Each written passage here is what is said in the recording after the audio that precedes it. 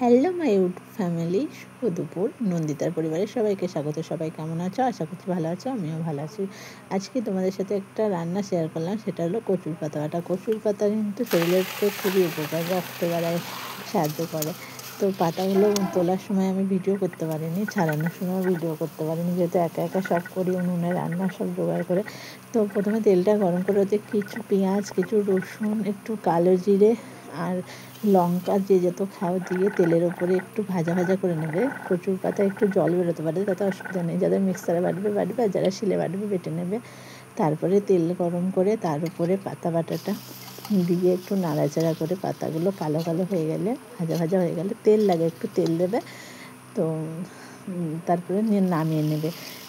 কচুর পাতার কিন্তু অনেক অনেক অনেক উপকার। আমি চেষ্টা করব দ্বিতীয়বার ভিডিও করলে সব ভিডিও দেওয়া, একা হাতে হয় না, বুঝেছো? তো আজকে হয়েছিল কাঁঠালের বীজ ভাজা, কচুর পাতা বাটা, আলু ভাজা, ডাল, আলুর তরকারি। তো ভিডিওটা ভালো লাগলে পাশে থাকবে, আমার চ্যানেলটাকে সাবস্ক্রাইব করে দেবে, লাইক কমেন্ট শেয়ার করবে। Tata, bye bye, love you all.